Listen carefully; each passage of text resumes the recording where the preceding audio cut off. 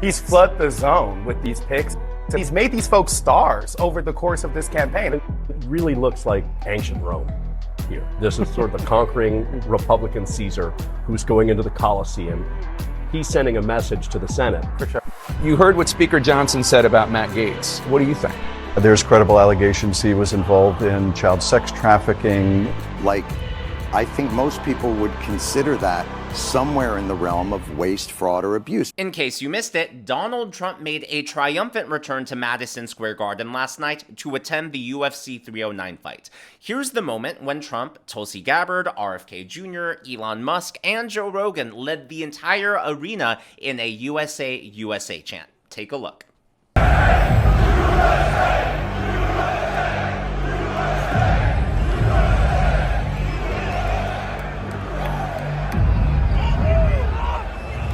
Every single time I've stepped inside Madison Square Garden, like boom. Talk about a hero's welcome, and again, this is in the middle of deep blue New York City. Now, I am so excited that Trump brought many of his picks there with him, but of course, the folks over at CNN had to rain on the parade with dark imagery and dark language to make this triumphant return seem more sinister than it really was. Here's how they painted the picture. He's flooded the zone with these picks and forced Republicans to choose. And I think it's interesting to me that he brought Tulsi Gabbard and RFK Jr. to the UFC event last night. He is, frankly, giving, I think, supporter-based permission structure, and he's made these folks stars over the course of this campaign. I mean, in some ways, it's easy to view this, I think, through a different lens. Like, this is also just a person who won following through on campaign promises. He promised retribution, he promised vengeance, and he promised these kind of figures having prominent places in this administration, and he's delivering it. And for a lot of those supporters, that is the point of the Trump vote. And so I don't think that's the fullness of the electorate we saw on Tuesday. I think for a lot of people, they backed Trump probably as a rejection of the administration and weren't thinking of this as an endorsement of every single thing he's talked about. But for the hardcore base, the folks he listens to the most, they voted for Trump for the purposes of RFK Jr. riling the big pharma, right? And so what they are going to force those Republican senators to do is make a choice on those calls, and they will be doing so with the backing of the electorate. I don't think we can just say that they won't get through. I will believe it when I see it. Yeah. That right there just proves that the Democrats are now on the side of the corporations, which is absolutely crazy. They are now considered the establishment. I mean, when I was a kid, it used to be the other way around. When the Democrats were for working class people, that clearly is not the case anymore, and they are just proving the point. Now, it's funny that they tried to turn this appearance into some sort of dark statement, as if Donald Trump is, I don't know, like Darth Sidious from Star Wars or something. He was just going to have a good time. He is a longtime fan of the UFC. It's no secret. You know, he's been going to fights all his life. And, you know, he brought the people that he campaigned with. He brought the people that he's going to work with. What's wrong with that? And they're trying to, try to spin this up, trying to gin up a controversy over a simple appearance. But that wasn't the worst of it. The worst of it was this part. I mean, and it really looks like ancient Rome here. This is sort of the conquering Republican Caesar who's going into the Colosseum, and everyone's cheering, and he's got his political gladiators with him. That appearance isn't just about him enjoying the applause. He's sending a message to the Senate. For sure. Like, not only are you entertained, but these are my people, and are you willing to fight? Because here's who I have. And are any of us surprised by this? I feel like for anybody who has been covering Trump's campaign or his movement the past few years, these picks, sure, they're raising eyebrows, to say the least, but a familiar character. Yes, exactly. They've been with him at all these rallies. They've played a key role in where he's at now. Now, on the one hand, I kind of love that imagery. Conquering Republican Caesar, especially in the aftermath of the Roman Empire meme. Now, I don't know if that went viral for all age groups, but if you're a millennial, you probably saw the Empire meme. Like, I wonder what that guy's thinking about. The Roman Empire, all day, every day. It was definitely a moment, right? And so I think that imagery, it's kind of cool. But on the other hand, I can't help but think and wonder whether that was a dog whistle, because not only was Caesar a dictator who overthrew the decaying Roman Empire, so I guess the Democrats have moved on from Hitler now. You can't call him Hitler, we're going to call him Caesar. But don't forget, Caesar was assassinated. He was stabbed in the back. So I can't help but think, isn't that irresponsible imagery there? And I think they're just completely missing the point. They are missing the point that not only, yes, is the MAGA movement, is Trump's coalition a grassroots and base movement, but they truly are of and for the people there. And for all the talk about revenge and retribution, that's not true. That's not what the people voted for. That's not what people want. What people want is equal application of the law, equal application of justice, for it to be an even playing field for politicians on both sides, to get rid of the lawfare, to get rid of political persecution and prosecution, and to make sure that we have an even playing field for all our politicians, and more importantly, for you and I. That's what people want. Don't prosecute Democrats for the sake of prosecuting Democrats. It's about returning government to where it should be. And even more importantly, it's about rooting out corruption. It's about returning the government to its constitutional roots. And to do that, Trump is nominating people from outside the establishment, outside the swamp. And that's why we're seeing the freakouts that we're seeing, because they know he actually is delivering on his promise to drain the swamp. Now, the best example of this is Democrat leadership. So Adam Schiff went on CNN, and he is now trashing Trump's pick, Matt Gaetz, to be the new head of the Department of Justice. Here's what Adam Schiff had to say. You heard what Speaker Johnson said about Matt Gaetz. What do you think? I think he's not only unqualified, he is really disqualified. Are we really going to have an attorney general who there's credible allegations he was involved in child sex trafficking, potential illicit drug use, obstruction of investigation, who has no experience serving in the Justice Department, only being investigated by it? But Jake, I think the whole point with these nominees, several of them, is their unqualification, is their affirmative disqualification. That's Trump's point, because what he wants to do with these nominees is establish that the Congress of the United States will not stand up to him with anything. If they will confirm Matt Gaetz, they will do anything he wants. I mean, look how the Speaker had to tie himself in knots a couple days ago, saying the Speaker effectively should stay out of this. There are important reasons for that. And then getting involved in this, reversing himself. First of all, if you want to talk about unqualified nominations, you should look at Joe Biden's cabinet and Joe Biden's administration. There is a laundry list of things of wrong with that side. But speaking of those allegations of child sex trafficking, Newsweek actually has a great breakdown of this timeline that they published about 4 days ago. Is Matt Gaetz still under investigation? Sex trafficking probe timeline. And what they reveal is that the DOJ actually started investigating Matt Gaetz in the summer of 2020. And in the last paragraph there, you'll see the FBI also executed a search warrant on Gaetz later that year, seizing his cell phone and a cell phone belonging to his ex-girlfriend. Now, this became public in 2021 when the New York Times reported on all of this, and around that time, the House Ethics Committee said, hey, this is one of our members, so we should be investigating him. And the DOJ said, well, actually, we're the authority here. We started our investigation first. You guys can investigate this, but let us finish our investigation. So the House Ethics Committee obliged. They put their investigation on pause and they said, okay, we're not touching this till y'all are done. So that raises the question, what exactly did the DOJ find? Well, in September 2022, after more than 2 years of investigating Gaetz, prosecutors from the DOJ recommended that no charges be filed against the Florida congressman. And then, at the very bottom of this, 5 months later, in February 2023, the Department of Justice formally closed the investigation. So in other words, the Department of Justice found nothing there. They said, we're not going to press charges. There's just no case to be made. So once the DOJ closed their investigation, then the House Ethics Committee continued. So if you keep this all in perspective, as far as the timeline, the DOJ began their investigation into Matt Gaetz summer of 2020. They closed it February of 2023, so almost 3 years, over 2 years. Now, the House Ethics Committee resumes their investigation, and they're about to release the report. Well, Gaetz steps out of Congress, and, the Democrats are saying, well, this is just a cover. They're trying to prevent this House Ethics Committee report from being released. Donald Trump is trying to cover up for Matt Gaetz. Matt Gaetz is a predator and involved in sex trafficking. Well, the DOJ found nothing wrong, and they pressed no charges. By the way, this is Biden's DOJ. under Merrick Garland. If there was something there, don't you think the DOJ would have gone after Matt Gaetz? Realistically, the House Ethics Committee found nothing that the DOJ couldn't find. There's realistically nothing to this report, but it's stirring this whole controversy. It's stirring this whole conspiracy theory movement on the left.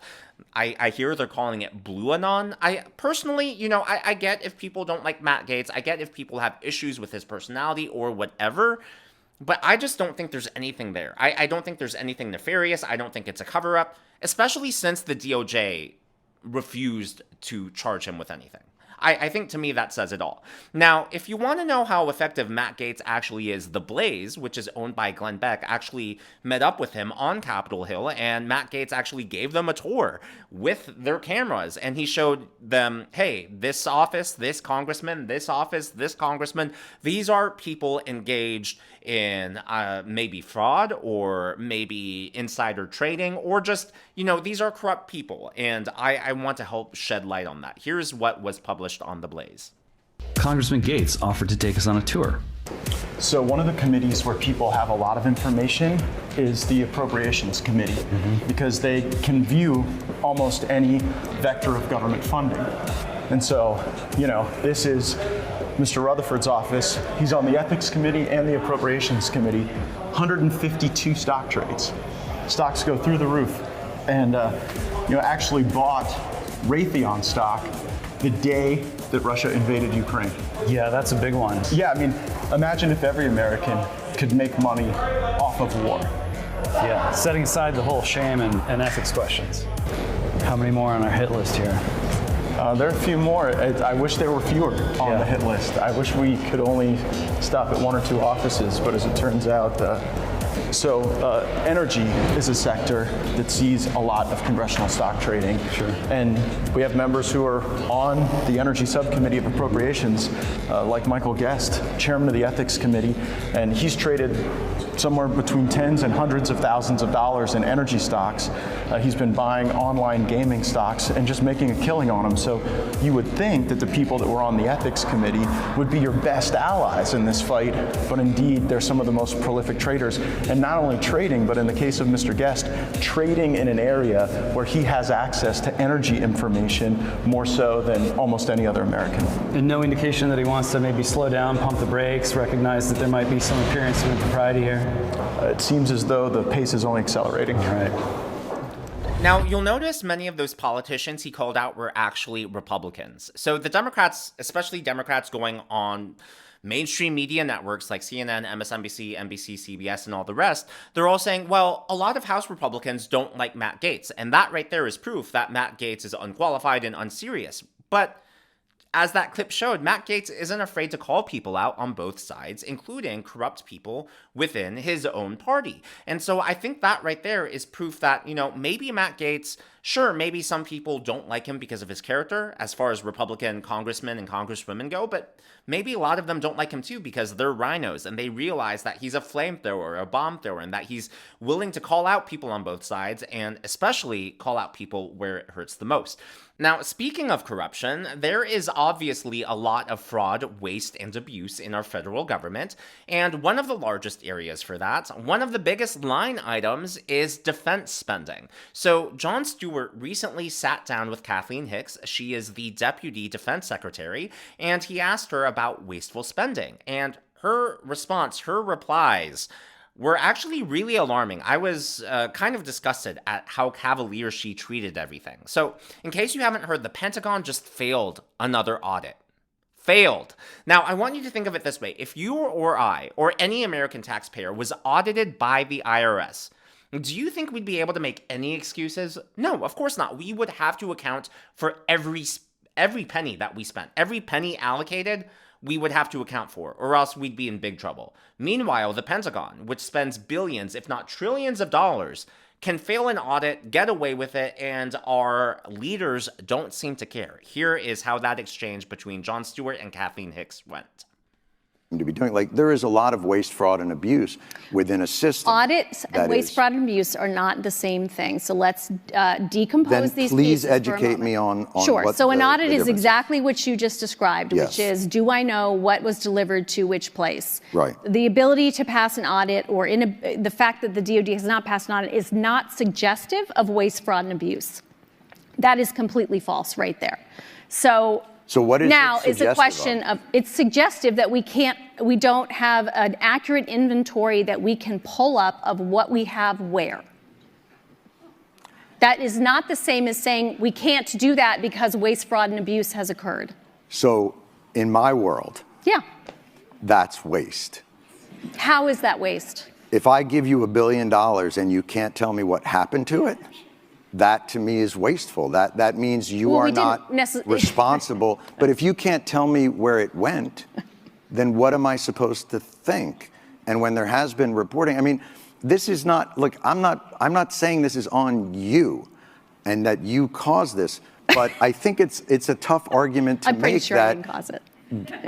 an $850 billion budget to an organization that can't pass an audit and tell you where that money went, like, I think most people would consider that somewhere in the realm of waste, fraud, or abuse, because they would wonder why that money isn't well accounted for.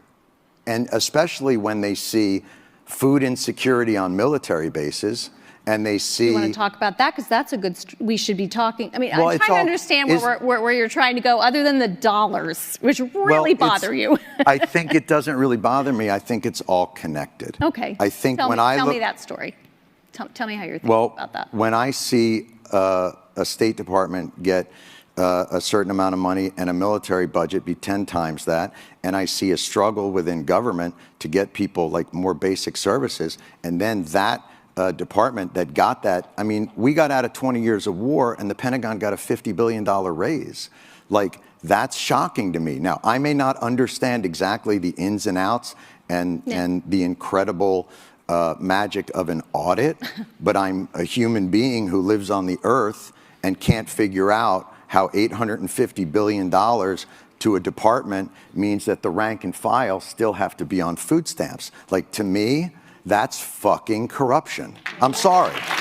And if that blows your mind, and if you think like that's like a crazy agenda for me to have, I really think that that's institutional thinking, and that it's not looking at the day-to-day reality of the people that you call the greatest fighting force in the world. So I get back to this idea of like, I'm not looking to pick a fight with you, but I am surprised at that the reaction to these questions are, you don't know what an audit is, bucko. Like, that's just weird to me. Yeah, Okay. I mean, the way she was talking to him was definitely very condescending, definitely very elitist, very establishment. And look, Jon Stewart is clearly not on the right side of the aisle. He's definitely a leftist. But, you know, a broken clock is right twice a day. And I think he was spot on there. And I think that this goes back to the original topic of the video about Trump going to the UFC, about him getting a hero's welcome, and about the controversy around his cabinet and administration picks. It's because of that clip right there. People are sick. People are sick of the obvious corruption, of the obvious fraud, waste, and abuse. And, you know, what's the definition of insanity? Doing the exact same thing over and over again and expecting a different result. So what's Trump doing? He's doing something different. He's not doing the same thing. That's why his picks are all out of the mainstream, all out of the establishment. You know, it's not like he's picking radicals. He's just picking people who aren't part of the Washington, D.C. swamp. That's all he's doing. And, you know, for the establishment not to be able to see that, I think it just shows how out of touch they are. Now, one final story before we go. Speaking of out of touch, obviously the mainstream media has been out of touch more so than perhaps any other group in the entire country. And they are now facing the consequences of being out of touch with the American people. Their ratings are dropping, are cratering through the floor. This, according to Adweek, these are from Nielsen ratings. So what you see here is the demo. So the demo is 18 to 54 years old. Those are not all viewers, but 18 to 54 is what the advertisers want to target. And so these are in the thousands. So like Fox News, Cavuto at 4 p.m., that is 253,000 viewers. CNN, 110,000 viewers. MSNBC, 94,000 viewers. Again, just in the 18 to 54-year-old demo. First of all, look at how much Fox News is crushing CNN and MSNBC. Then, second of all, look at how far MSNBC has fallen. Before the election, MSNBC used to be number 2. If we had to rank them in order as far as viewership, it was Fox News, MSNBC, CNN in last place. And now MSNBC just definitely in dead last. But it gets even worse when you take a look at their weekend numbers. So on the weekends, MSNBC can't even crack 30,000 in the demo. The only exception is 5 p.m. During Sharpton's program, but the rest, they're not even cracking 30,000. The weekend, obviously, lower viewership, but that's just absolutely stunning numbers right there. The mainstream media is dying as people flock to new media. And just, I know everyone here knows the mainstream media is biased, but the perfect example of all of this is this article from the New York Times, which came out today, and this is their last paragraph. This, if you're on X, you probably saw this morning because it is going viral everywhere. The New York Times reported, Mr. Kennedy has singled out Fruit Loops as an example of a product with too many artificial ingredients, questioning why the Canadian version has fewer than the US version. But he was wrong. The ingredient list is roughly the same, although Canada's has natural colorings made from blueberries and carrots, while the US product contains red dye 40, yellow 5, and blue 1, as well as, I'm not even going to try that, BHT, a lab-made chemical that is used for freshness, according to the ingredient label. Okay, so you just proved RFK Jr. right? Or am I misunderstanding that? But as always, all of this is just my analysis and commentary. This is what's going on in the world of politics from my point of view, and I would love to hear from you. What do you think about that CNN segment comparing Trump to a conquering Republican Caesar? Do you love that analogy, or does it kind of alarm you? Do you think it's a dog whistle for how the Democrats really think about Trump and perhaps what they want to happen to him? Let me know your thoughts in the comments below. If you haven't already, please be sure to give me a thumbs up. I know it's a simple thing to ask for, but it really does help me in the algorithm to reach more viewers like you. I promise my voice doesn't usually sound this nasally. I'm struggling with a bug, and yeah, it's going away, but I can't wait to be back to normal. If you like animals, my goal is to break 100,000 subscribers by the end of the year. I was going to say before, but yeah, before the end of the year. And to celebrate, if and when the channel gets there, I will introduce y'all to my dog, who likes to sleep a lot for the videos, but is actually not very sleepy, as well as my handsome tuxedo cat. And obviously, we will celebrate all of y'all. So if you enjoyed the video, and if any of that is of interest to you, please consider subscribing, smash that subscribe button, and be sure to check out one of these videos.